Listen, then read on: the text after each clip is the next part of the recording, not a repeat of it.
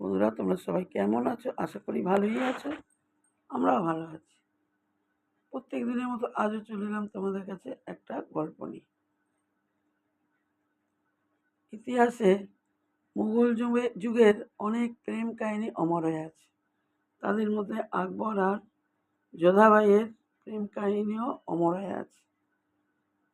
আকবর বিবাহ করেছিলেন এক রাজপুত কন্যাকে। রাজপুত রাজা ভারমাল আর তার রানী ছিলেন চম্পাবতী। তাদের একমাত্র কন্যা এই যোধাবাই। যোধাবাইয়ের আসল নাম হীরাকুমারী।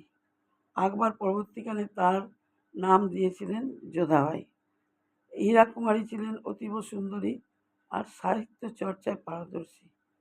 ওদিকে আকবর ছিলেন নিরক্ষর, তিনি লেখাপড়া জানতেন না।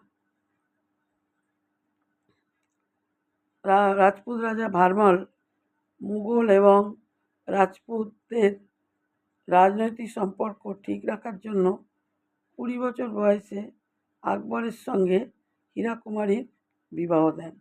প্রথমের দিকে হীরাকুমারী রাজি ছিলেন না। পরে পিতার আদেশে আর রাজনৈতিক স্বার্থে তিনি বিবাহ করেছিলেন।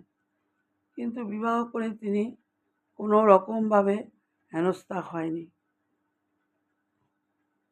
আকবরের অনেক রানী ছিল, তাদের মধ্যে যোধাবাই ছিল তার সর্বশ্রেষ্ঠ।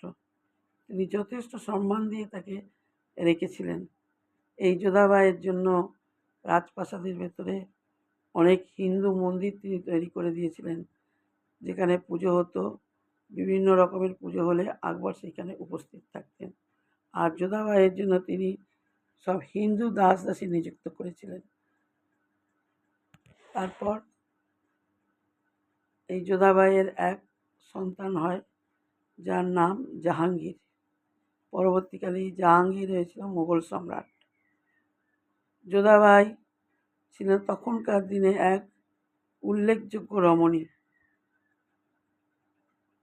এই পুত্র সন্তান জন্মানোর পর আকবর তাকে এক উপাধি দেন, মারিয়ামু জামাল নামে।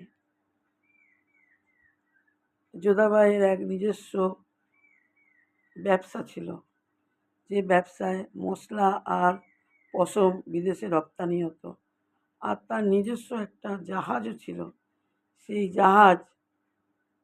জাহাজে করে 700, 800, 1000 মুসলিম জাহাজে করে মক্কাতে যেত হজে।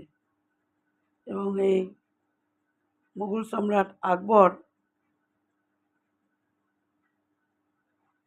রাজপুত কন্যাকে বিবাহ করার পর হিন্দু ধর্ম বিষয়ে অনেক কিছু জেনেছেন।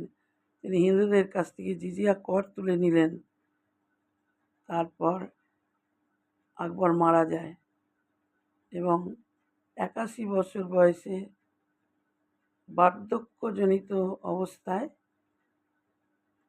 যোধাবাইয়ের মৃত্যু হয়। তার ইচ্ছায় আকবরের পাশেই তাকে সমাধি দেওয়া হয়েছিল এবং তার ছেলে জাহাঙ্গীর 4000 বছর ধরে এই সমাধি তৈরি করেছিলেন। বন্ধুরা, তোমাদের কেমন লাগলো তোমরা কিন্তু একটু কমেন্টের মাধ্যমে জানিও।